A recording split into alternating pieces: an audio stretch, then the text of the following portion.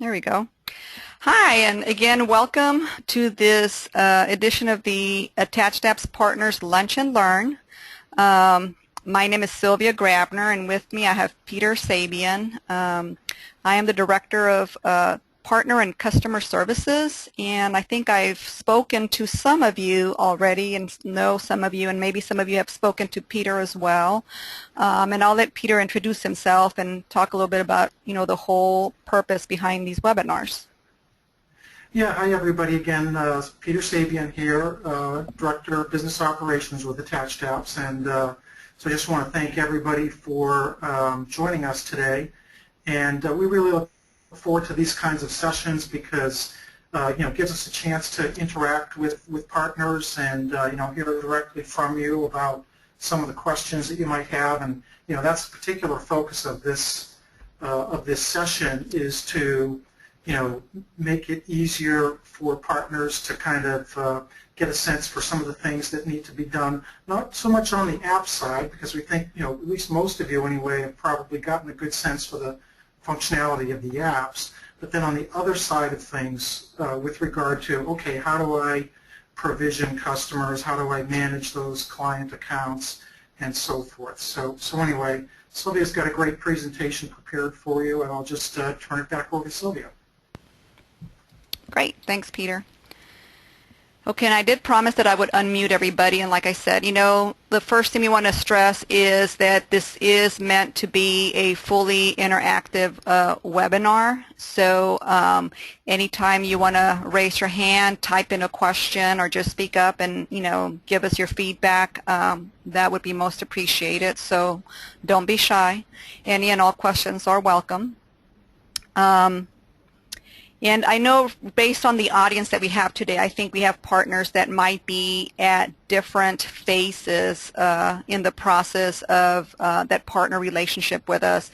Some of you may have simply just signed up to be a partner and haven't done a whole lot beyond that, or haven't had a chance to go through the next steps, while some of you may be more of a Attached Apps partner veteran and have a little bit more experience, and we would love it if you would share that with the rest of the group. Again, we want to make sure that everyone has a chance to benefit from the discussions here today. So just to outline for you what the topics for today are. Again, we want to make sure that we try and get everybody kind of on the same page, and that everyone's had a chance to get started with Attached Apps. From the point that you sign up and you get that email with the credentials, what needs to happen next. And then, we want to go over how to provision the apps, not just for yourself, but for your customers, what that looks like, and talk about the benefits of provisioning the apps for yourselves. And while it's not a requirement that you do that, we obviously strongly encourage everybody, because one of the repeating things that we hear is, our partners are going to be a lot more comfortable selling our apps to their customers or adding them as part of their solution if they actually know more about them or are more familiar with them. So obviously, being able to jump in and play around with the functionality is pretty key. And as Peter said, we're also going to go through how you add customers once you become a registered partner. Hey, Sylvia? Yes. Could I interrupt just briefly? Sure. I'm just looking at the control panel, and it looks like Greg Plum, who's one of our attendees, might have a question. Greg, are you there?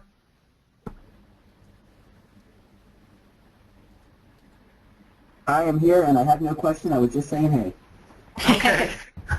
Hey, Greg. Good deal. I just wanted to check. Welcome. Glad you're here. Thanks much. I'm gonna mute myself again. Okay. So then, additionally, we're going to go over, the use of the apps, how you enable the paid applications once you provision either for yourself or for your customers, the process for enabling those paid apps, and how to configure everything and customize the apps so that everyone can jump in and start using them.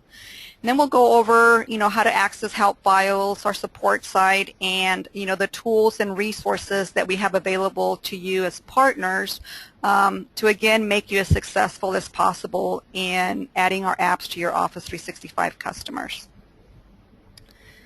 Okay. And with that said, I'm going to go ahead and jump in. And actually, this might be a good pausing point just to make sure that, everyone, now that I've gone through what the expectation is as far as, what you want to gain from this webinar, if anybody has any questions before we get started about anything or might have been struggling with any particular point in the process, we'd love to hear about that.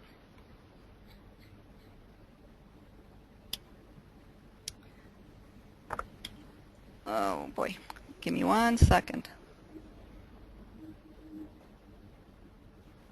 And the first thing I'm going to do is log in here as a partner that theoretically has signed up for the apps and has not done a whole lot beyond that. So I'm going to go into this test partner record.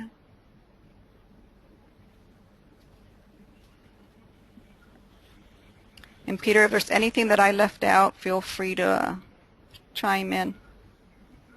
Yeah, so far so good. And my internet has not been cooperating with me this morning, so I apologize.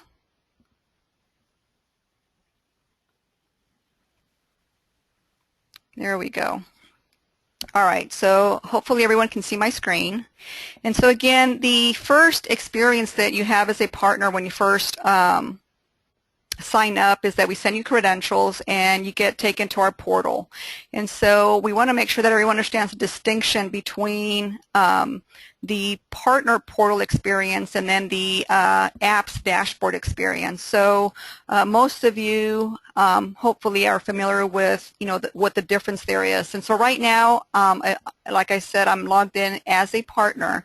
So what I'm seeing here is what I would anticipate to see the first time that I come in here. And this is a partner again that hasn't provisioned the app. So all I'm seeing here is my profile area and my clients area. And so from the profile area, this is where I would go into the very first thing probably you'd want to do is to accept the partner terms of service. And that email that we send you would walk you through these steps too. And so again, from here, once I accept the partner terms of service, what that does is that it generates this custom URL that you see here in the same screen.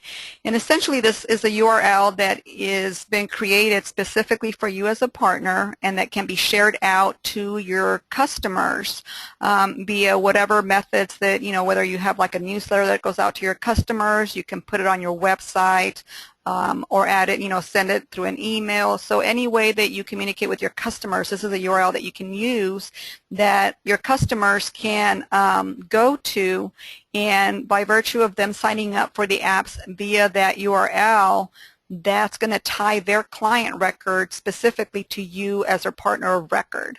And that's important for us to know because as we start adding clients and they start jumping from the free apps to the paid apps, obviously, you want to be able to take part in the revenue sharing of that. So the way that we know which clients belong to which partners is, again, how they get added into the system. And so that's one way that you can add clients and have them associated with you. And we'll go over another method for doing that. And so again, we go into the clients area, and again, this is the experience of a partner that hasn't provisioned yet. So what you would see here is, again, your profile area and your clients area. And so from here, you see that you have client records. And once you start adding clients as a partner, those client records would start to show up here. And so in this particular instance, this partner has not provisioned the apps for themselves. And so what that would look like when I go to their partner or to their client record is a screen similar to this. And so here's where you would go in to enter your credentials to get yourself provisioned or your firm provisioned to use the apps. And so that's one of the things that Again, we strongly encourage every partner to do. Again, that's the way that you're going to become more familiar with the apps. And provisioning the apps isn't something that you have to do to use internally. They could be set up on, a testing environment that you might have within Office 365, or you can just, add the apps, and, the way that they provision is the credentials get sent to the administrator. So you have the discretion as the administrator to send those credentials out whenever you feel you're ready to have other users come in and start using the apps too. So, there's a lot of flexibility there. We're not forcing you to necessarily use the apps internally for your firm, but again, that's one really good way for you to get more familiar with them. And again, we have a group that, we have some users that are at different places as far as, what phase you're at as a partner. And so some of you may have already taken these steps and some of you might have not. And so this might be a good place to stop and just ask, is there anyone that hasn't provisioned the apps that wants to ask any questions before they go through that process, or that might be wondering, what the benefits are or anything along those lines?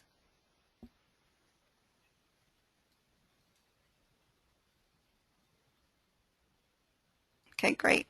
And Pete, I'm going to turn it over to you for just a second while I get my other partner record set up. Sure. So anyway, just to wrap up that part of it for everybody, as Sylvia said, when everybody signs up initially as a partner, you all got the welcome email.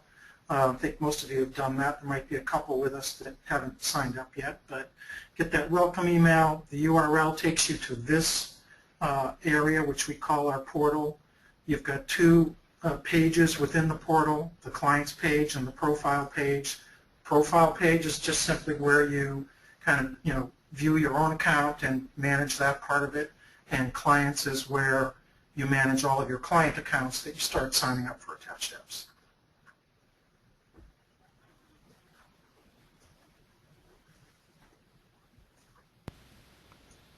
Yeah, I need just one more second here.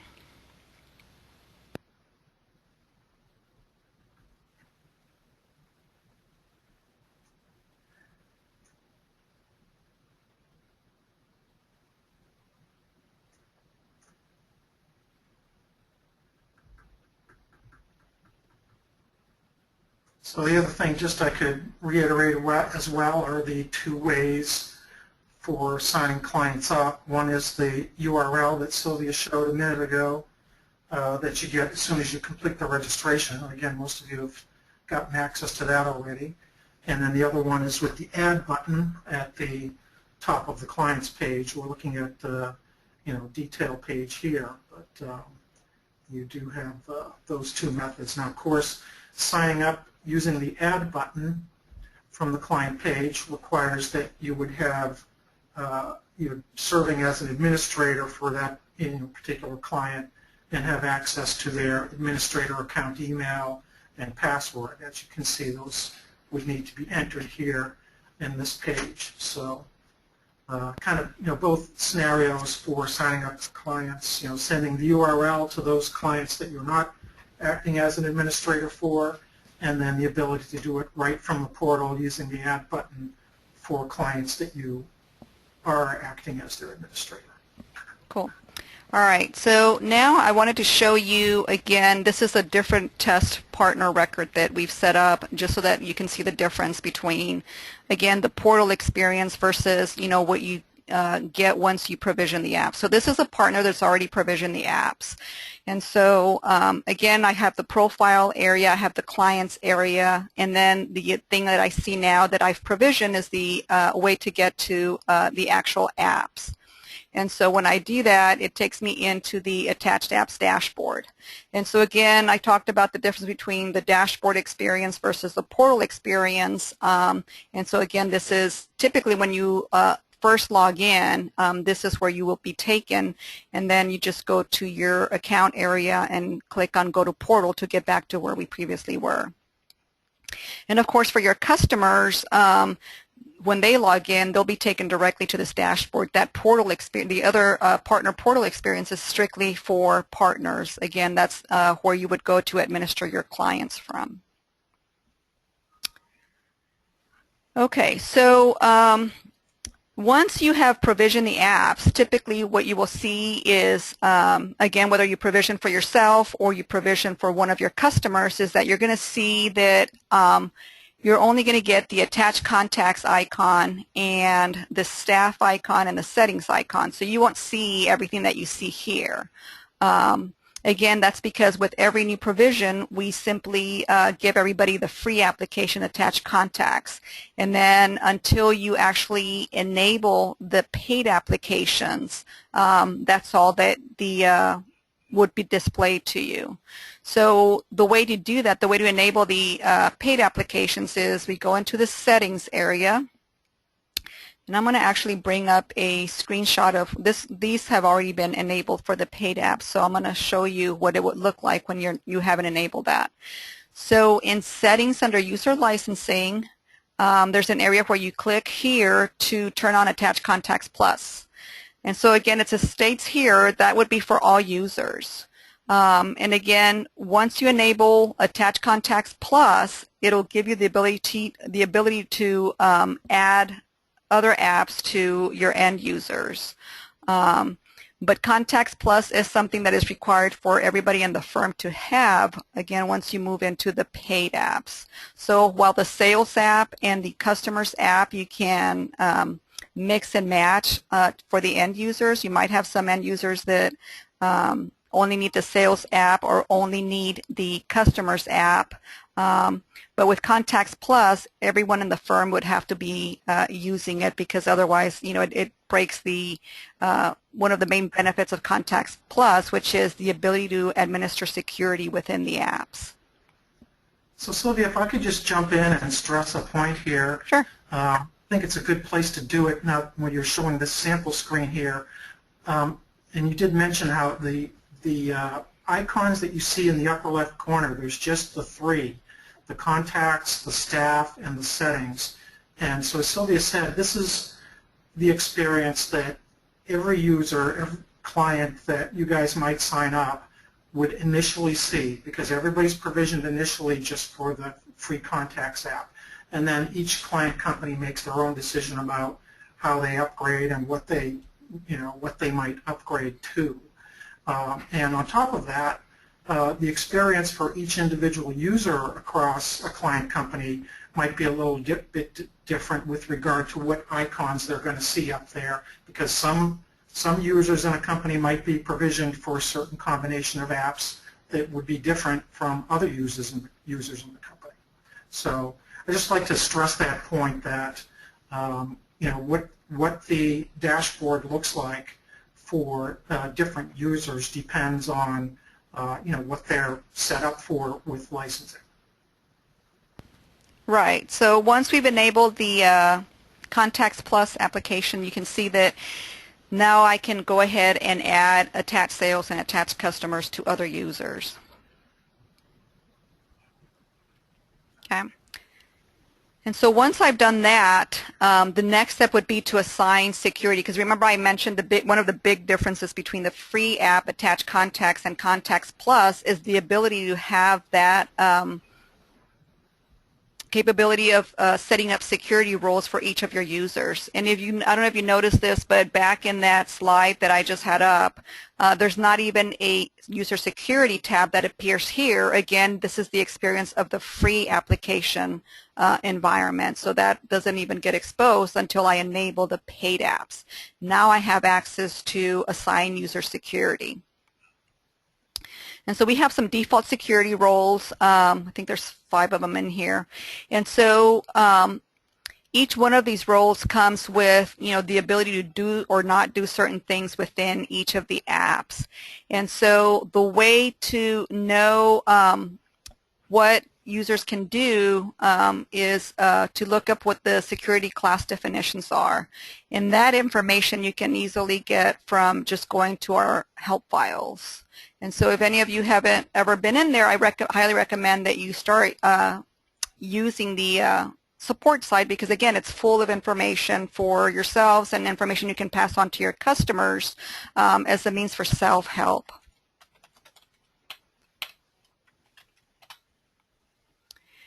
And so in this instance, I want to know what the definitions are for each of the security classes. So I just go to that particular support article, and it will pull up exactly who, what each of those roles represents, what they're able to do and not do within the apps. And so this is what the support site looks like. And again, I was taken directly to this article because that's what I clicked on. But if I go back to the knowledge base, you can do all kinds of searches in here for different topics. There's some training videos that are in here as well, some troubleshooting stuff, and then any announcements or product updates are also posted here. We had a big push over the weekend, and so you'll see what's changed here in the product updates section. And the other thing to note here is, so our support site runs on Zendesk, and so we have a single sign-on turned on for our Zendesk integration, and you'll notice that it recognized that I'm logged in as Sarah. And so, because I came to the support site directly from within the apps, it already logged me in to the support site. So if Sarah wanted to submit a ticket, or you as a partner, you want to submit a request to us directly, you can do so, and know that that request is going to go through with your name stamped on it already.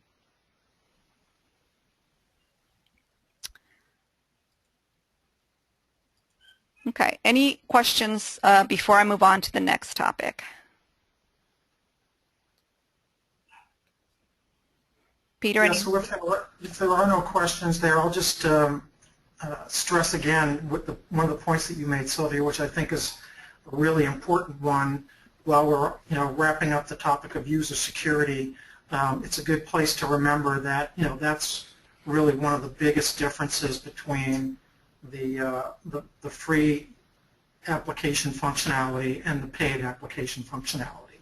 So once a client company moves from free to Contacts Plus, that's one of the big additional things that the firm gets. It's the ability to manage user security across the apps. Right. Okay.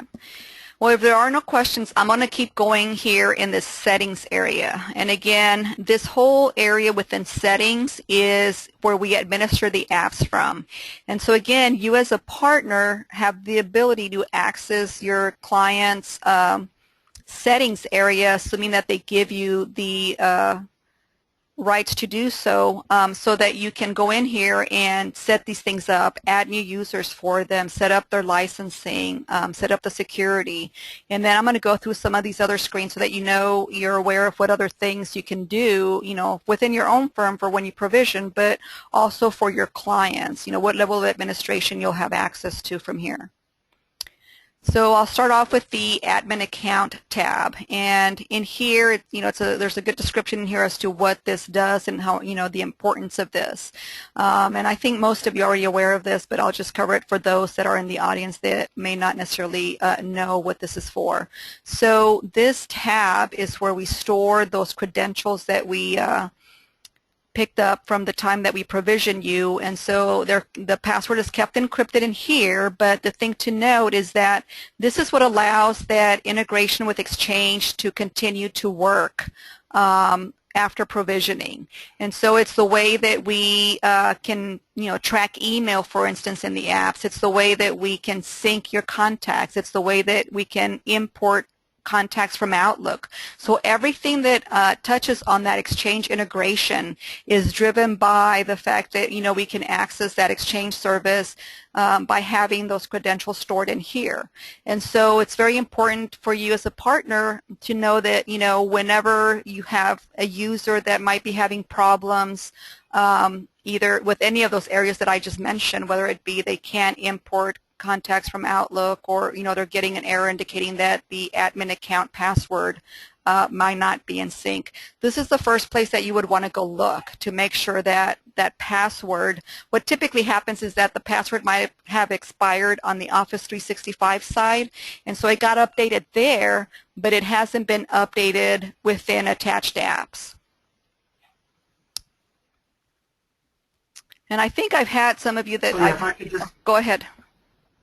oh, I was just gonna, add some stress to that point, Sylvia, that, how important that is, because again, one of the biggest value propositions of attached apps is its integration with the Exchange account and Office 365 and Outlook, so that if these credentials do get out of sync with the 365 account, then that functionality is going to break. So, I was just thinking about this myself. It's probably, a really good reason why that's the first tab in the settings area, because that's, needs to be kept up to date all the time and in sync with the 365 account.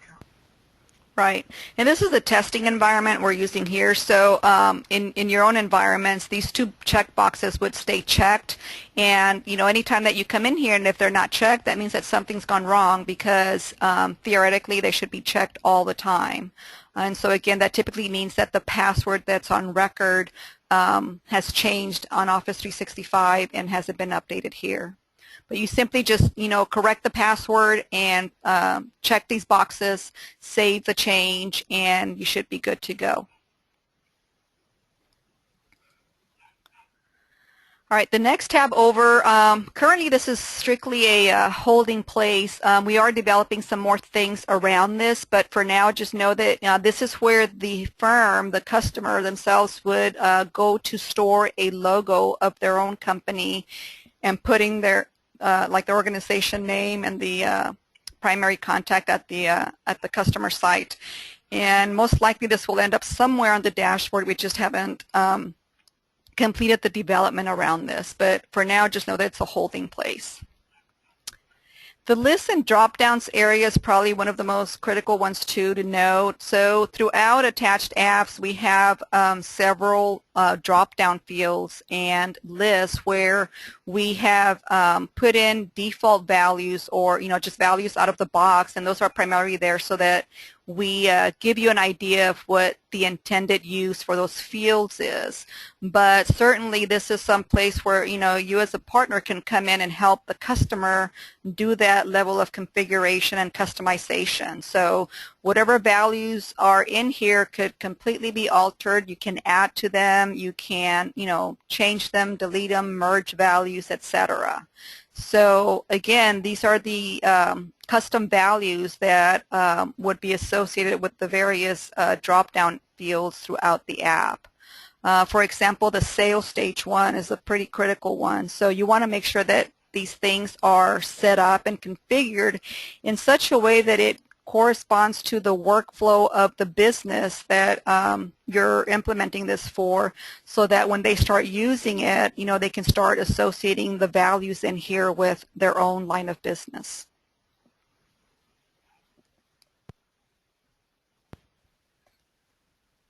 Okay, let's see, we've gone over user security and licensing. The next tab over is the email tracking, and this explains the differences between the two levels of email tracking. The first one being the contact-based email tracking, and then the other one is the subject line-based email tracking. And I think most of you in the audience are familiar with this functionality, but I can certainly show that for anybody that wants to see it or has any questions about it.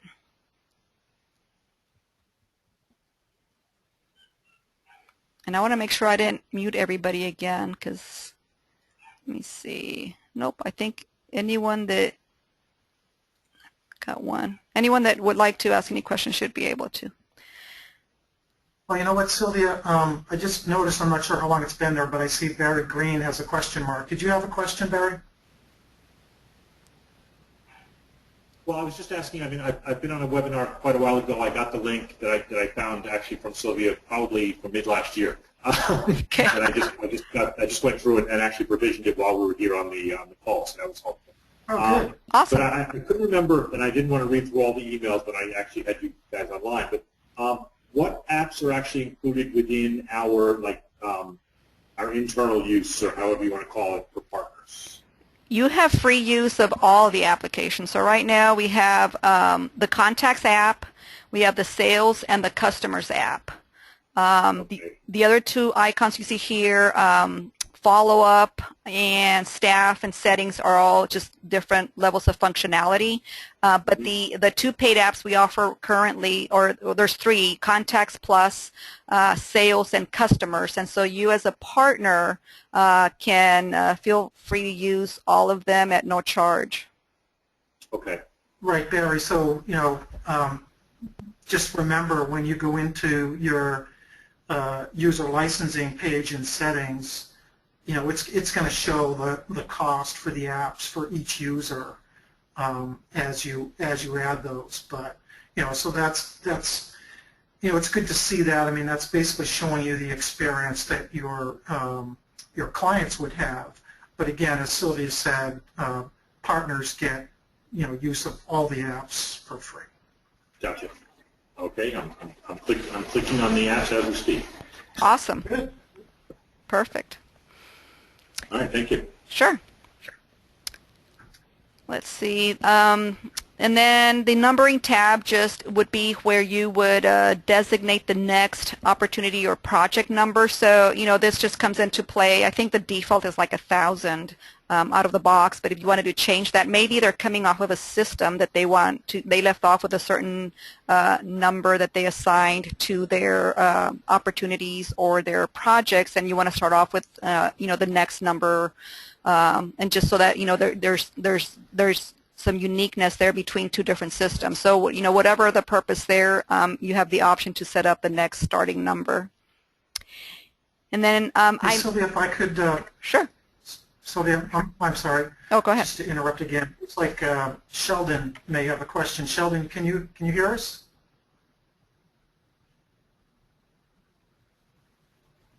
Sorry, I muted myself. Yeah, there was one question. Now you're on this page. It says no partner selected in our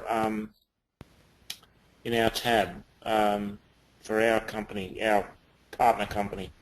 Right. So the reason that you have a no partner selected is because you are the partner. And so let me show you, I have a snapshot of what it looks like for the client experience.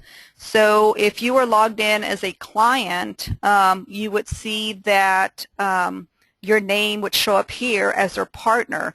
Remember earlier on I said, assuming that the client allows you to have access to do the administration work for them, then you can do that. So the client always has the option to give you that access or not. So this is where they would go in and, where it says allow support partner to access my administrative and setup controls. So we just give the discretion to the client, what the relationship is with the partner. So again, the reason that you see no partner is because you are the partner. The way that your partner record is set up, theoretically, I guess we could put your own name in there, but we just decided to go with a no partner, and then, from the client experience, it would list the actual name of the partner that they're associated with. Does that make sense? Okay, thank you. Yep. Cool. So Sylvia, it looks like Michael has a question as well. Hey, Michael.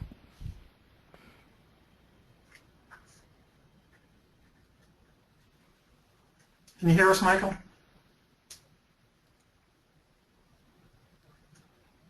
He says his microphone's not working. I think if you want to type in your question, then Peter can help us address that. Yeah, try that, and we'll see if I can see that on my screen. Oh, I'm reading the questions now. This makes more sense to me. If I would read over my questions panel, it would all make a lot more sense. Okay, so those are, again, all of the areas within settings. So again, as a partner, you have access to your client's settings area. So everything I just showed you is what you would be able to access on behalf of your client and have the ability to administer for them. Okay. So I covered the help files. There's one other area that I want to make sure everyone is aware of, because I know at least recently we've added all kinds of information in here, and it might have been a while since some of you have visited our website or gone to the partner area from our website. So again, I'm just on our attachedapps.com website, and from there, if I go to the partners page, this is for, some of you might maybe have not seen this since you first signed up. This is where you would have signed up from. But you'll see over to the left, we have a whole range of other menu options. We have SMB selling points, kind of a description of who our target customers are. We have different partner sales examples, and again, who our target customers are, who your target customers could be. We have newsletters and blogs, and some of you might have received some newsletters, and maybe you deleted one, but you recall that there was some information in one of those that you might want to dig up, and so they're all stored for you here, so you can always pull them up. All of our blog entries are here as well, and then all of our partner webinars. The ones we've done with Harry through SMB Nation earlier on are stored in here, and then these that we're doing now will be uploaded in here. So if you missed anything, or there was something you wanted to sit through and you didn't get a chance to, you can always look in here to see if it was a recorded webinar that we uploaded in here. And then the section that I'm really excited about is this download section. So, a lot of this has been in direct response to partners saying, well, it would be really great if you could provide me with, client messaging, or, I just need a one-page flyer that explains what your apps do, what the benefits are, the pricing, etc. And so, again, as we have more and more conversations with our partners, we're trying to, respond to that by providing you with all the resources that you're telling us that you need to really be successful in selling our apps to your customers. Sheldon, who's on the line, has had a lot of input in, some of this documentation that we've put together, and so have some of you that have just told us, this is great, but it would be really great if I could have this also. So again, this has all been in direct response to all of that, and as we get more and more feedback, we're trying to add even more content to all of this and trying to keep everything updated. So Sylvia, if I could just point out, highlight a couple of these Sure. downloads, which I think are really important. The ones at the top of the list are getting started guides. There's one for registered partners, and then the one right under that is for admins and end users. So these are really, I think, useful. They're both about 3-page documents. They've got lots of hyperlinks in them to some of the articles in our help site. But particularly the one for admins and end users, that's a document that you guys as partners could forward on to your clients that sign up, or maybe even clients that are thinking about signing up. But it'll just get them off to a faster start with understanding what the apps are about and how they get started. And the other thing that I think is a really cool one is the partner to customer email. So this is one of the scenarios that we see as probably a really effective way for partners to get clients started. Now, how do you tell clients about the product and get them started? And the really easiest way we have tried to design for that to happen is all around the free app. The free app has some really pretty amazing functionality when you think about it. So it's pretty amazing actually that it is free. So to offer the free app to clients and get them introduced to the app, and the idea being that they're going to like what they see there and then be interested in looking at the higher levels of functionality in the paid apps. So here's just a template for an email that partners could send out, batch email to your entire client list, or maybe a subset of those that are just on Office 365, for example. Outlines really briefly what the apps are about. The yellow box down at the bottom is intended to be a button, which you could turn into a hyperlink and use as the address. You would put in that sign up URL that Sylvia showed you at the beginning. So, the clients that read this and, feel like they're interested, they click on that button and it would open up the sign-up form, which, in a matter of 60 seconds or less, they fill that out, click register, and now you've got a client that's signed up for Attached Apps and connected to you as their partner. So we're hoping that's a really easy way, nice easy way for partners to kind of get out in front of clients very quickly and easily and get a good batch of those clients going. So anyway, just remember that that's just a couple of examples really of some of the materials that we're trying to provide in this partner download section of our website. And as Sylvia said at the beginning, a lot of this, if not all of it, has come in direct response to feedback that we've gotten from partners like yourselves. So, totally encourage everybody to continue providing that kind of feedback to us with regard to anything that will make this process easier. Great. Thanks, Peter. All right, so we are at the end here, and I just want to leave some time here to give you guys a chance to ask any other questions that might have come to mind. And, we're always particularly interested in learning about any other obstacles that you foresee in getting attached apps in front of your Office 365 customers, and so what we can do to address some of those.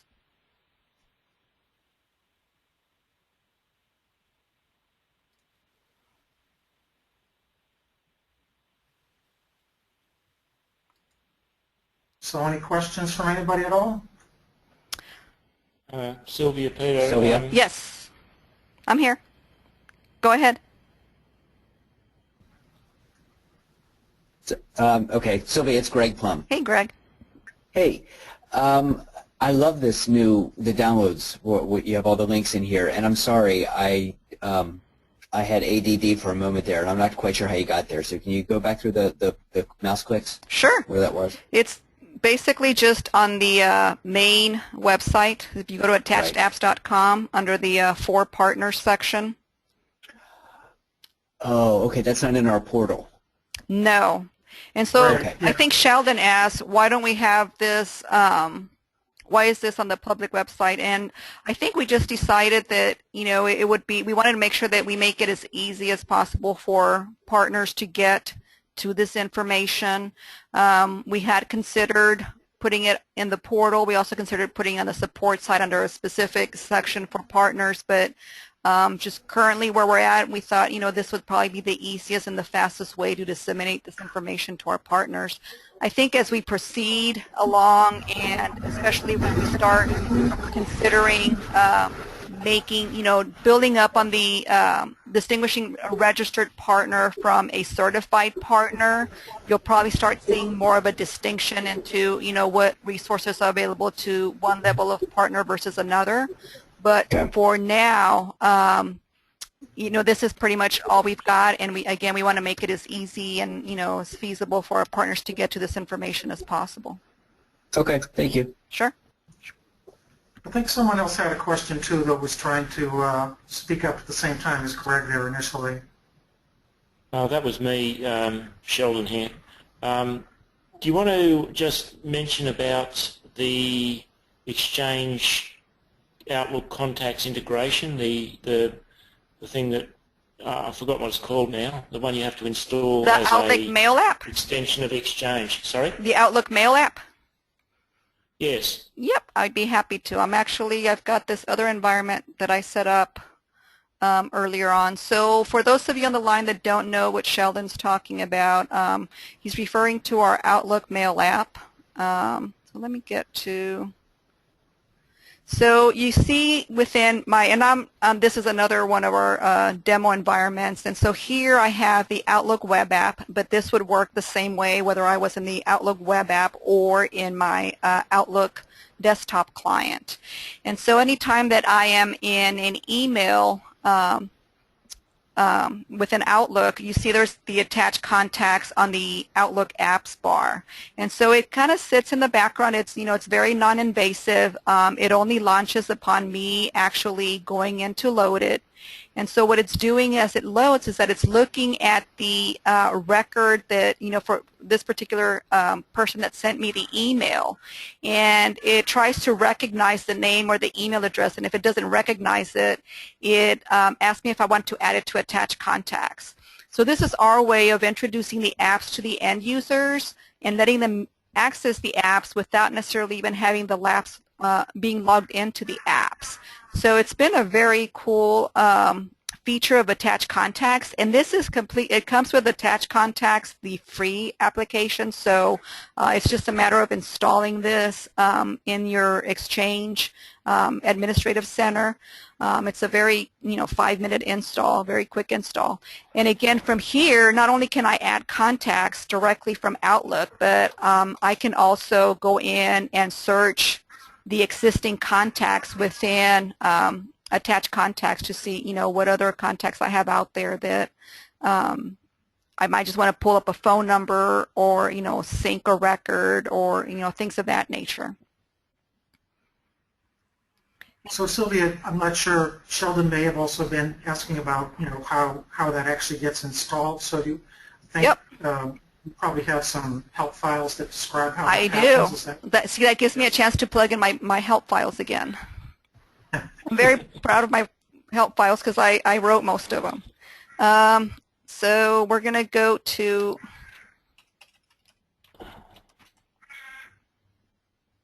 and that's the other area that I'm always looking for feedback. If there's something that you think should be in the help files and it's not, and I actually created a little video to go along with that shows you what that's all about. But if you wanted to, I clicked on the wrong link. If you wanted to see how to install it, there's a really good article on that. So I just, I search for OMA, and here it tells me how I install the Outlook Mail app.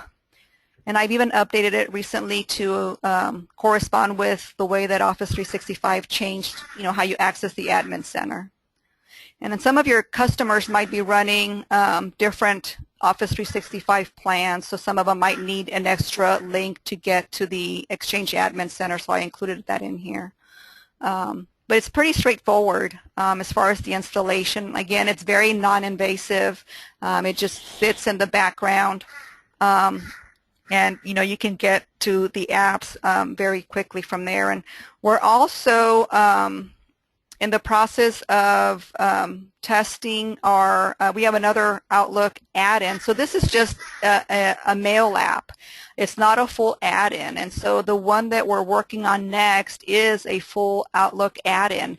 And so it's going to have some additional functionality around our apps that you can just access directly from Outlook. And I haven't seen everything or tested everything yet, but fairly soon, we're going to, like I said, we're going to be testing that, and I'll be doing the help files for that as well. But just know that that's coming too. And I don't recall, I don't know if you know, Peter, but if that's something that's going to be included with the free app or if it's part of Contacts Plus.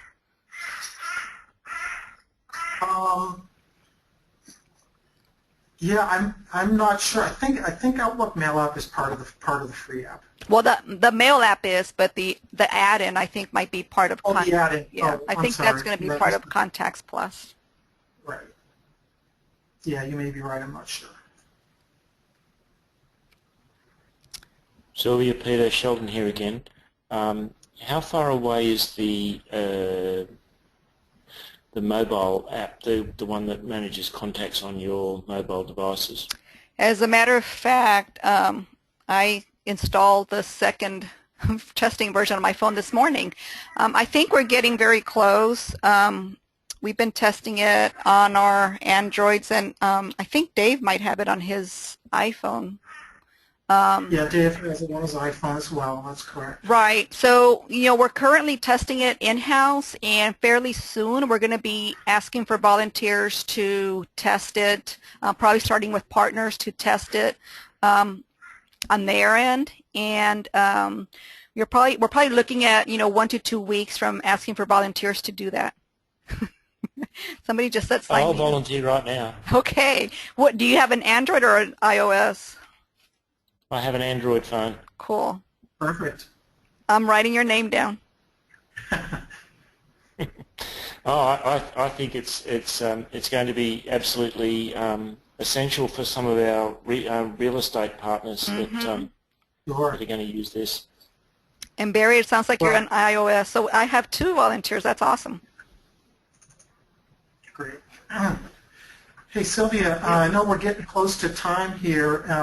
Maybe there's other questions, but also as we're looking at the dashboard here, I'm noticing the partner tile, and I can't remember, did we talk about the partner tile today? Did I skip that entirely? Probably. Yes, you did. So yes, Okay. thank you. Just real briefly, so yes, this is our partner tile that you see up here. This is a tile that's fully customizable by you, the partner, and that will get exposed to every one of your customers that you onboard. And the way that you customize that is, oops, I'm in the wrong area. No, why is it? It's not letting me go back Well, to the portal. You in a different account than you need to be? Oh, I might be. Oh yeah, sorry. This is I'm logged in into my demo account here. Give me 1 second. Let me pull out a. This is what happens when you're Sylvia and you're constantly logged in as 3 different users. So I'm going to go to the portal, and within the profile area, with me logged in as a partner, there is this support tab. And this is where you as a partner get to upload your logo, customize, whatever, however you want your name to show up there, your address, phone numbers. And then there's a client note area. So this is anything you type in here, and I forget what the limit is here, but you get, quite a bit of space. Whatever you type in here is going to show up in that partner tile. So that's something that, we had requests for earlier on, and, we introduced this probably a couple of months ago, and has been something that our partners have really enjoyed kind of playing with. Yeah, we think that's going to be a really valuable thing for partners to be able to have that presence on a daily basis, right in front of every user across their client companies. So we're hoping everybody will take advantage. And yeah, Hey, Sylvia, it's great. Sheldon here, Peter. Sylvia. go ahead. The difference between the partner tile and the client logo, where does the client logo show up on the... So currently it doesn't show up anywhere. So we're working on, and we're welcoming feedback for that. We're still working on figuring out where we would want. I'm imagining that there's going to be a customer area here next to the partner logo, or it might be that we put it over here on the left-hand margin just to have some space in between them. But just like you see the partner information, you'll have something similar, probably not as big as the partner tile, that would display the customer information. So the client logo doesn't appear anywhere yet. No, when it's in settings right now, and it's basically a holding place for that. But I think that's fair. That's around the corner as far as being able to see that information displayed on the dashboard.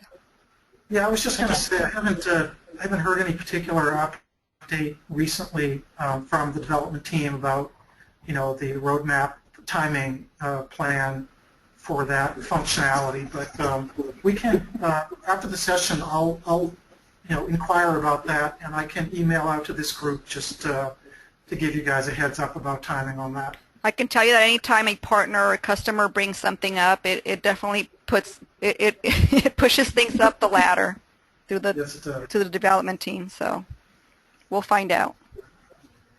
In that case, I have something. Oh, that's great. Go ahead. You've heard this from me before, and I'm just curious to find out the ability to add more than just the contact to through that Outlook interface, be able to add an opportunity. And see, I think that may be part of the. I don't know. I don't know exactly how far we take the add-in.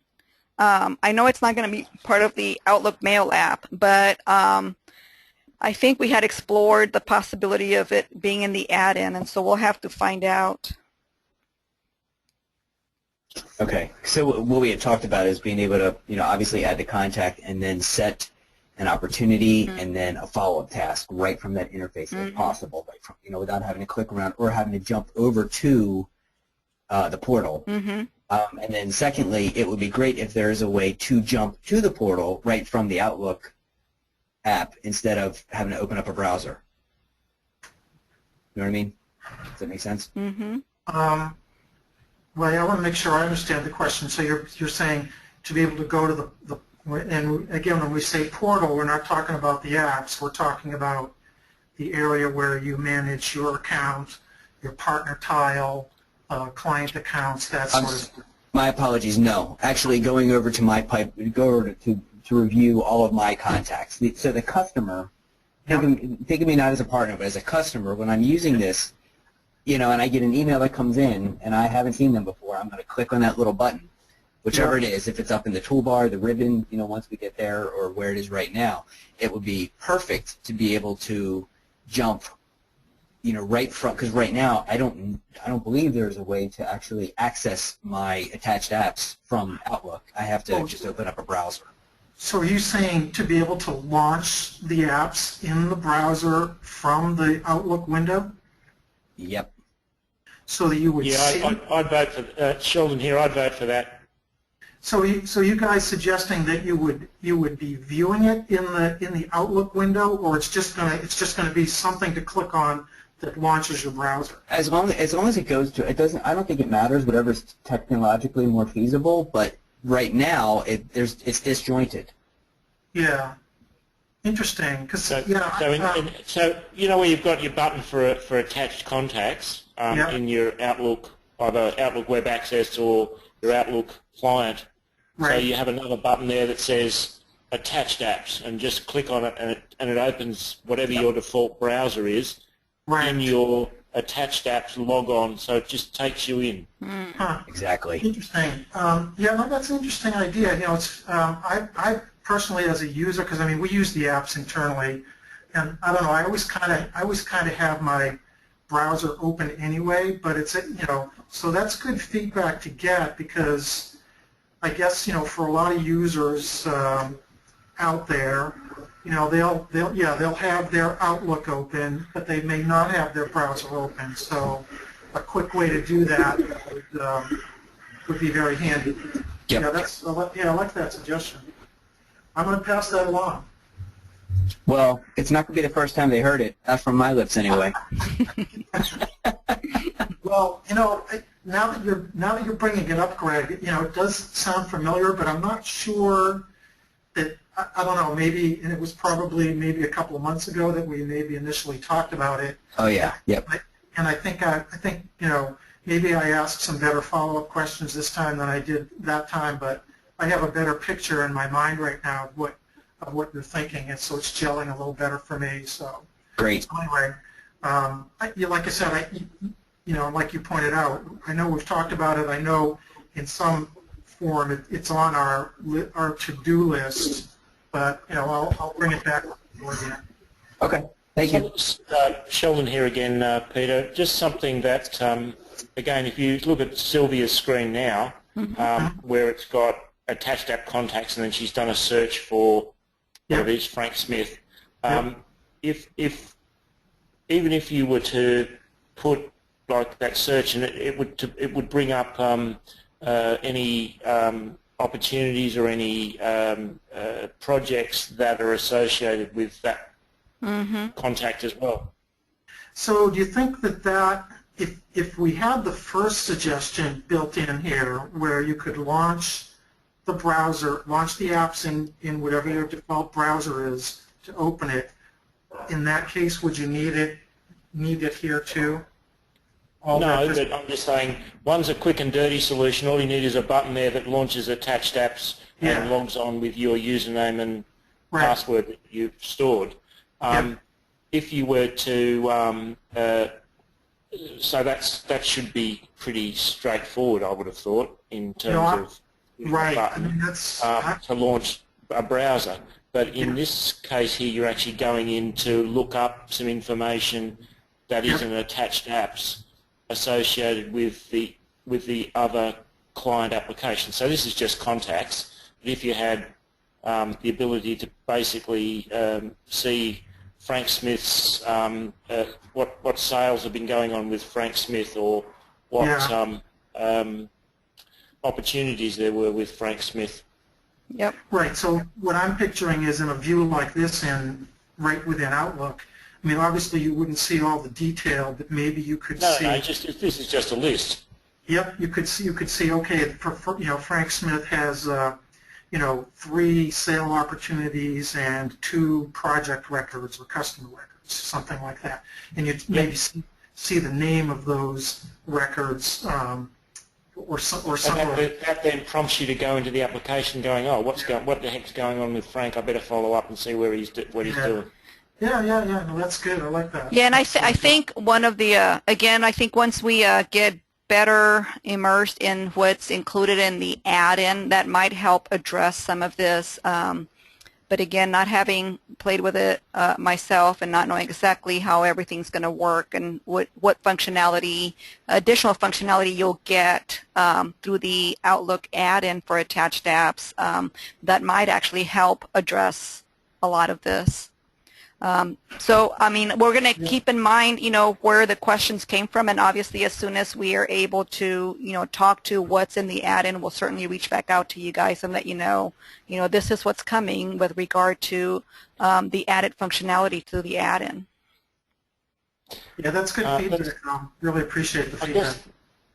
I guess that's why I was thinking that there would be like a partner place where we could see like roadmap for features or something like that. That may be out there that isn't really in the application yet. I think eventually that is our goal, to give you, as a partner, a glimpse as to what's ahead. But we're and I'm not sure where David is with that, but we'll definitely take that back to him and let them know that that's something that our partners definitely want to know. Yeah, well, that then we can start, forward selling. Sure. Exactly. Sure. Go, Right. get this now, and you can have this in this year or whatever. Right. Right. Cool. All right. Well, we are just a little bit past the hour mark, and I want to be respectful of everyone's time. But we can certainly, if you all want to stay on, I mean, Peter and I are still available. So if you want to ask a couple more questions, we can get through those. Otherwise, we can wrap up too. It's nearly breakfast time. In Australia, it is. It's almost dinner time here. Well, it's 6:05 in the morning. The sun's come up. It's very pleasant. Well, we do appreciate you getting up so early just for us. Hopefully you've been able to at least enjoy some coffee or tea or something. All righty. Thank you very much. I'm fine. Thanks, guys. Thank you. Appreciate Talk it. to you later. Talk to you soon. Thanks for joining, everyone. Bye-bye. Bye.